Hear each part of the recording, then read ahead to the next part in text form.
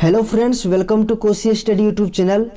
दोस्तों, बिहार डीएलएड प्रशिक्षण सत्र 2020 बैच में जो भी स्टूडेंट्स नामांकन लिए हैं, इनका रजिस्ट्रेशन फॉर्म 5 जुलाई 2021 तक भरा जा सकता है। इसके लिए आपको कौन सा सब्जेक्ट चॉइस करना है, कैसे चॉइस करना है, जिससे कि आप सभी को आगे आने वाले समय में कोई भी परेशानी ना हो। तो इसके लिए हम आपको सिंपल में बताएं, जो आपका 12th में स्ट्रीम रहा है वो स्ट्रीम के हिसाब से यहाँ पर आप स्ट्रीम सेलेक्ट कर लीजिए।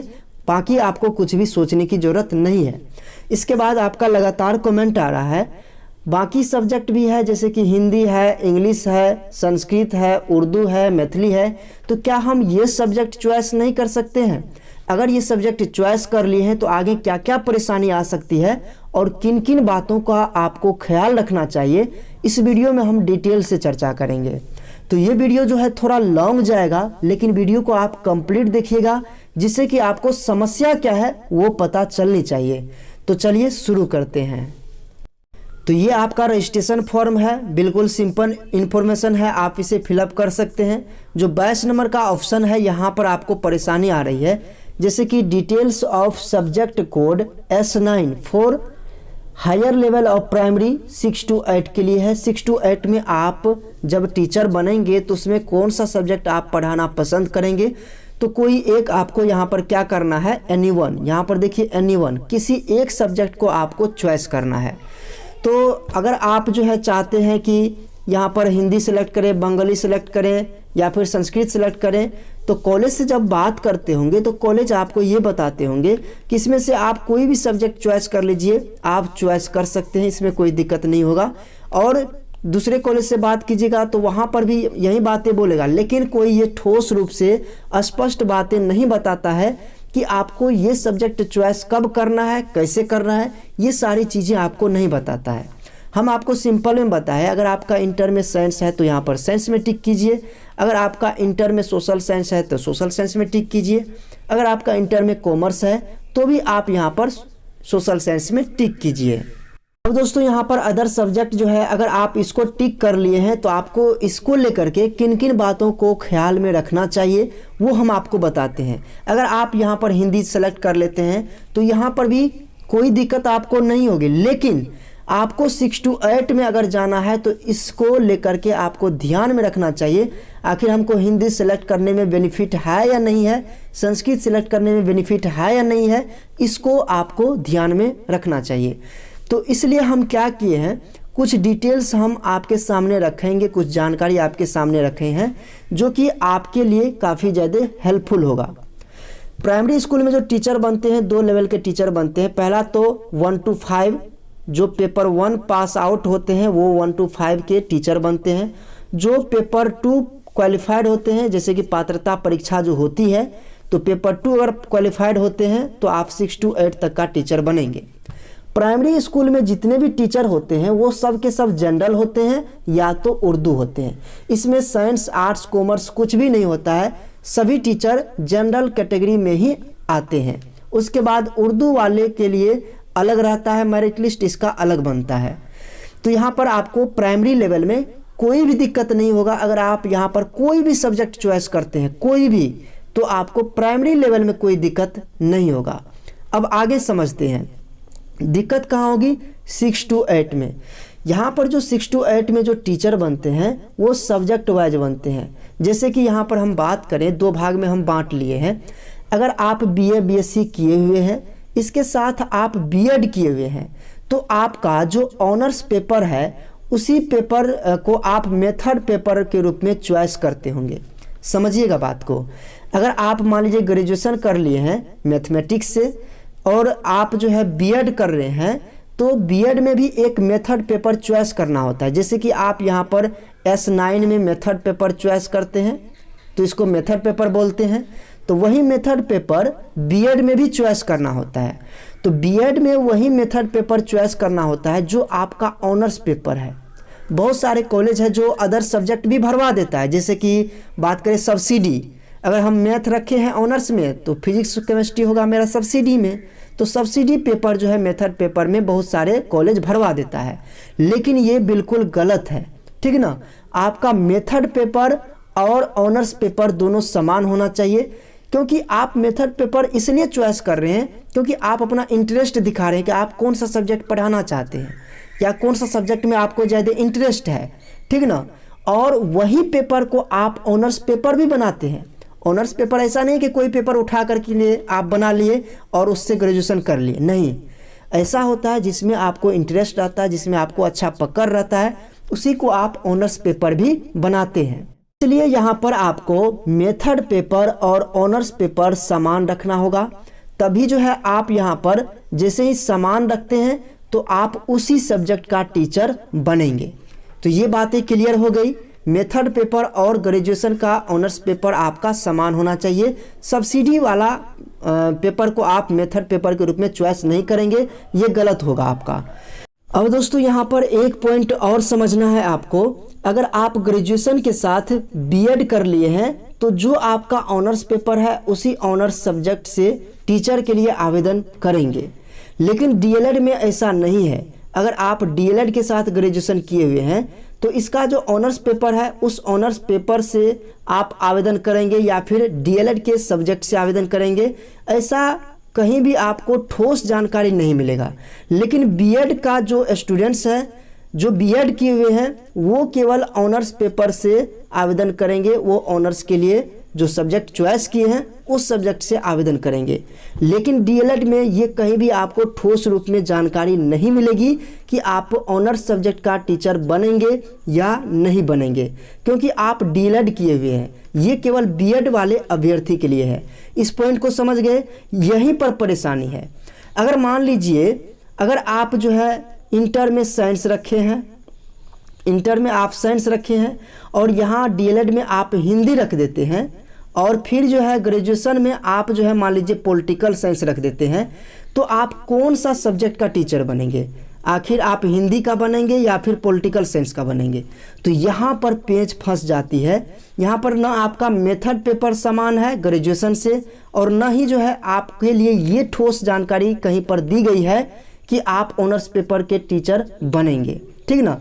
तो अब यहाँ पर आपको क्या करना है, हम अपना राय क्या दे रहे हैं आपको, इस बात को समझिए। इसके लिए आप हो सके तो कोई अगर ऐसा टीचर है जो इसके बारे में डिटेल से बता सके तो आप उनसे ज़रूर पूछिएगा और हमें भी ज़रूर बताइएगा। लेकिन इसके बारे में आपको कहीं भी ठोस जानकारी नहीं मिल रही है। यहाँ पर हम अपना राय जो दे रहे हैं वो आपको समझना होगा। जैसे कि अगर आप मान लीजिए इंटर के बाद डीएलएड कर रहे हैं और ग्रेजुएशन अभी आप किए हुए नहीं हैं, ठीक, ग्रेजुएशन में एडमिशन नहीं लिए हैं, अभी ग्रेजुएशन नहीं किए हुए हैं। ऐसी स्थिति में S9 जो आपका सब्जेक्ट है डीएलएड का मेथड पेपर, ये विषय और ग्रेजुएशन में जो आगे आप रखने वाले हैं ये विषय दोनों आपका क्या होना चाहिए, समान होना चाहिए। अगर समान होता है तो आपका ये चांस रहेगा कि आप इसी सब्जेक्ट का टीचर बनेंगे। अगर आपका इंटर साइंस से है, यहाँ पर अगर आप अभी मेथड पेपर में S9 में मैथ चॉइस करते हैं तो आप जो है ग्रेजुएशन में भी मैथ ही चॉइस कीजिएगा। तो आपके लिए यहाँ पर जो है बोनस चांस मिलेगा कि आप मैथ से आवेदन कर सकेंगे। अब इसको हम डिटेल में समझाते हैं। डिटेल्स में हम यहाँ पर नीचे भी लिख चुके हैं। अब आपको आगे क्या करना है, अगर आप यहाँ पर देखिए इंटर है, यहाँ पर डीएलएड है, यहाँ पर ग्रेजुएशन है, ठीक। तो इसको हम थोड़ा जूम कर लेते हैं और ध्यान से एक बार समझिए इसको। अगर आपका इंटर में साइंस है तो डीएलएड में आपको साइंस सेलेक्ट करना है, ऐसा हम पीछे वाले वीडियो में बताए हैं। और ग्रेजुएशन में भी आपको साइंस ही सेलेक्ट करना है। ये तीनों आपका समान रहना चाहिए, 12th, डीएलएड और यहाँ पर ग्रेजुएशन। तो यहाँ पर जो आपका ऑनर्स पेपर हो जाएगा वो साइंस हो जाएगा। ऐसे में क्या होगा कि ये मेथड पेपर और ग्रेजुएशन का पेपर दोनों सेम हो जाएगा। तो चांस आपका ये रहेगा कि आप जो है इसी सब्जेक्ट से 6 to 8 के लिए आवेदन करेंगे। इस बात को समझ गए। अगर आपका इंटर में आर्ट्स है और डीएलएड में भी अगर आप आर्ट्स रखते हैं तो आप कोशिश कीजिए बीए बीएससी में भी जो है ग्रेजुएशन में भी जो है आप आर्ट्स ही सिलेक्ट करें, यानी कि सोशल साइंस का ही सब्जेक्ट चॉइस करें, ठीक है। अगर मान लीजिए यहाँ पर बहुत सारे स्टूडेंट ये कहेंगे अगर हम यहाँ पर आर्ट्स रखे हुए हैं, यहाँ पर हम हिंदी रख लेते हैं और यहाँ पर हम पॉलिटिकल साइंस रख लेंगे तो क्या दिक्कत होगी। तो दोस्तों यहाँ पर आपका मेथड पेपर भी समान नहीं हो रहा है और ये भी कहीं पर ठोस जानकारी आपको नहीं दी गई है अगर आपका मेथड पेपर समान हो या नहीं हो, लेकिन ग्रेजुएशन का जो सब्जेक्ट है इसका टीचर बन सकेंगे, ये भी कहीं मेंशन किया हुआ नहीं है। कंडीशन में आपको क्या करना है, यहाँ पर अगर आप सोशल साइंस में पॉलिटिकल साइंस, इकोनॉमिक्स, हिस्ट्री कुछ भी सिलेक्ट करते हैं तो यहाँ पर आपको अलग से S9 में मेंशन नहीं करना है सब्जेक्ट, बस आपको यहाँ पर सोशल साइंस सेलेक्ट कर लेना है। ऐसा नहीं कि हिंदी सेलेक्ट कर लेंगे, इंग्लिश भी सोशल साइंस में ही आता है तो इंग्लिश या हिंदी सेलेक्ट कर लेंगे, ऐसा आपको नहीं करना है। मेरी राय यही रहेगी कि आप सोशल साइंस ही सेलेक्ट करें, कोई खास विषय को आप टारगेट नहीं कीजिए। अगर आप यहाँ ग्रेजुएशन में आर्ट्स पेपर सेलेक्ट करते हैं तो इस बात को समझ गए। इसके बाद अगर आपका इंटर में कॉमर्स है और तो यहाँ पर आप जो है आर्ट्स सेलेक्ट करेंगे DLED में, यानी कि सोशल साइंस सेलेक्ट करेंगे, और ग्रेजुएशन में भी आप क्या करेंगे, सोशल साइंस ही सेलेक्ट करेंगे। इसका सोशल साइंस का कोई भी सब्जेक्ट आप रख सकते हैं। लेकिन अगर यहाँ पर आप हिंदी इंग्लिश से कर देते हैं तो अगर इंग्लिश रखते हैं यहाँ पर तो यहाँ पर भी आपको इंग्लिश जो है ले लेना है ऑनर्स। यहाँ पर अगर हिंदी रखते हैं तो यहाँ पर आप क्या कीजिए, ऑनर्स पेपर में भी हिंदी रखिए। जो सब्जेक्ट आपका यहाँ पर DLED में S9 में दिया हुआ है वही पेपर तब आपको ऑनर्स पेपर में रखना है, जिससे कि आपका मेथड पेपर और ऑनर्स पेपर मैच करे, जैसा कि B.Ed में होता है। B.Ed में इस बार जो काउंसलिंग होगी और अभी जो मेरिट लिस्ट दिया गया है सब्जेक्ट वाइज दिया गया है। अगर आपका ऑनर्स पेपर मान लीजिए कि मैथमेटिक्स से है तो मैथ से आप जो है STT का फॉर्म डाले थे, ठीक है, तो उसमें जो है जब ये जांच होगा कि अगर आप मैथ से ऑनर्स किए हैं और मेथड पेपर में आप हिंदी दे दिए हैं तब तो आप फंस जाइएगा, ऐसे स्टूडेंट्स को परेशानी होगी। इसलिए अगर आप जो है अपना चॉइस यहाँ पर DLED में हिंदी डाले हैं तो ऑनर्स पेपर में भी आपका चॉइस हिंदी होना चाहिए, ठीक ना। तो इस तरह से आपको ध्यान में रखना चाहिए। अभी जो है आप DLED में कुछ और अपना जो है चॉइस दिखा रहे हैं और ग्रेजुएशन में कुछ और चॉइस दिखा रहे हैं, तो ऐसी गलती आपको नहीं करनी है। ये सब बातें किसी भी स्कूल के टीचर से पूछेगा तो वो बताएगा लास्ट में कि हमको इसके बारे में ज़्यादा जानकारी नहीं है। आप जो है या तो कह देगा कि आप प्रोस्पेक्टस देख लीजिए, नोटिफिकेशन देख लीजिए, यहाँ तक जानकारी ले लीजिए, शिक्षा विभाग से पता कर लीजिए, ये सारी बातें आपको सुनने को मिलेगा। अब यहाँ पर देखिए 12th में अगर आपका जो है साइंस है और ये ग्रेजुएशन है और ये DLED है, अगर आप BSc कर लिए हैं या BA कर लिए उसके बाद DLED कर रहे हैं तब आपको क्या करना है, यहाँ पर ध्यान दीजिए। अगर आपका इंटर में साइंस है तो निश्चित रूप से ग्रेजुएशन में या तो आप साइंस सेलेक्ट किए होंगे या तो आर्ट्स पेपर सेलेक्ट किए होंगे। अगर आपका ग्रेजुएशन में साइंस है, जैसे कि साइंस में मैथमेटिक्स आपका ऑनर्स पेपर है, तो DLED में आप मैथ या साइंस सेलेक्ट कीजिए। ऐसा नहीं कि आप हिंदी या इंग्लिश सेलेक्ट कर लीजिए। अगर आपका ग्रेजुएशन में मैथ सब्जेक्ट है ऑनर्स तो आप यहाँ पर मैथ सेलेक्ट कर लीजिए या तो आप साइंस सेलेक्ट कर लीजिए, ठीक है। अगर आपका सब्सिडी में फिजिक्स केमिस्ट्री है तो कोई दिक्कत नहीं है। अगर आपका मान लीजिए कि ऑनर्स पेपर में अगर आपका फिजिक्स केमिस्ट्री है तब तो यहाँ पर पक्का आप साइंस ही सेलेक्ट कीजिए। ऐसा नहीं कि तब आप यहाँ पर मैथ सेलेक्ट कर लीजिए, बिल्कुल भी नहीं। अगर आपका ऑनर्स पेपर में फिजिक्स केमिस्ट्री बायो या कोई और सब्जेक्ट है आपका साइंस वाला जो DLED S9 में मेंशन नहीं किया गया है तब तो आपको यहाँ पर सिंपली साइंस ही सेलेक्ट कर लेना है, ठीक ना। क्योंकि यहाँ पर मैथ दिया हुआ था और यहाँ पर DLED में भी मैथ मेंशन किया हुआ है, इसलिए हम आपको बोले यहाँ पर मैथ आप चॉइस कर लीजिए तो मेथड पेपर यहाँ पर समान हो जाएगा। अब यहाँ पर बात कर लेते हैं, अगर आपका इंटर में आर्ट्स है, सोशल साइंस है, तब तो आप निश्चित रूप से ग्रेजुएशन में सोशल साइंस ही रखे होंगे। अगर आपका हिंदी सोशल साइंस में है, ग्रेजुएशन में सेलेक्ट किया हुआ, तब तो आप यहाँ पर DLED में हिंदी सेलेक्ट कर सकते हैं या तो सोशल साइंस सेलेक्ट कर सकते हैं, ठीक है।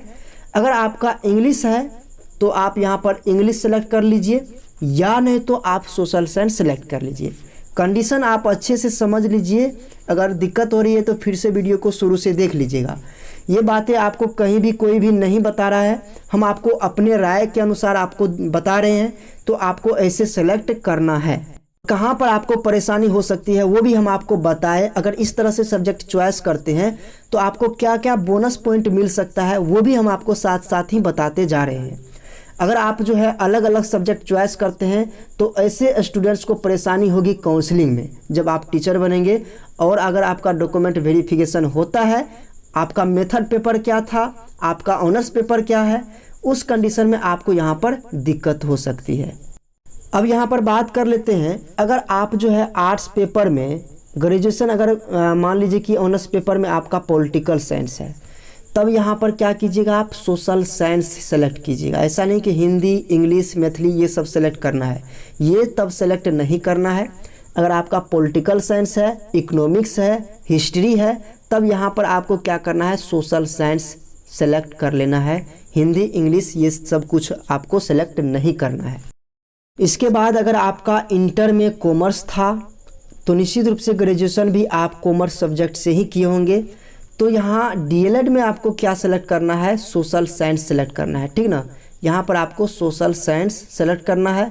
या आप इसके बारे में कॉलेज से ज़रूर पूछ लीजिए कि अगर हम कॉमर्स से इंटर किए हैं, कॉमर्स से हम जो है ग्रेजुएशन किए हैं, तो डीएलएड में कौन सा सब्जेक्ट चॉइस करें, यहाँ पर आपको कॉलेज से ज़रूर पूछ लेना है। हम तो कहेंगे आप यहाँ पर सोशल साइंस सेलेक्ट करेंगे, क्योंकि कॉमर्स से जो आपका ऑनर्स पेपर है तो कॉमर्स 6 to 8 में नहीं आता है, तो वो आपका डिपेंड करेगा क्या, मेथड पेपर पर, डीएलएड के मेथड पेपर पर डिपेंड करेगा। अगर आपको चांस भविष्य में मिलता है तो इसलिए आपको यहाँ पर सोशल साइंस सेलेक्ट करना है, क्योंकि साइंस का सब्जेक्ट आप यहाँ पर सेलेक्ट कर नहीं सकते हैं। तो इस तरह से अगर आप वीडियो को कंप्लीट देखे हैं तो कहाँ पर आपको दिक्कत आ सकती है, कैसे आपको सब्जेक्ट सेलेक्ट करना है और क्या क्या जानकारी आपको कॉलेज से मिलती है और हम आपको क्या राय दिए हैं, वो सारी चीज़ें यहाँ पर हम आपको क्लियर कर दिए हैं।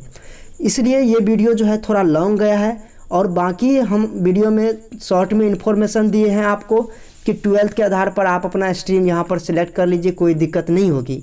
अगर आपको डिटेल में जानना था तो इस वीडियो को फिर से ज़रूर देख लीजिए, अगर पूरा अभी तक नहीं देखे हैं तभी जो है आपको कंप्लीट जानकारी मिल पाएगी क्या, कैसे, क्यों है, ठीक ना। तो इस तरह से मिलते हैं फिर से एक नई वीडियो में, तब तक के लिए धन्यवाद। और भी कोई क्वेरीज है तो कमेंट बॉक्स में ज़रूर बताइएगा। साथ ही साथ अगर आपको किसी और टीचर से जानकारी मिल पाती है जो कोई अच्छे से बता सकते हैं, अगर आपको जानकारी मिलती है तो हमें ज़रूर बताइएगा। इसी कमेंट बॉक्स में आप कमेंट कीजिएगा, हम आपका मैसेज ज़रूर रीड कर लेंगे, हम आपसे जो है कांटेक्ट कर लेंगे और वो जानकारी हमारे साथ भी ज़रूर शेयर कीजिएगा, जिससे कि हम सभी के साथ इस तरह की जानकारी शेयर कर सकें। तो इस तरह से मिलते हैं फिर से एक नए वीडियो में, तब तक के लिए धन्यवाद।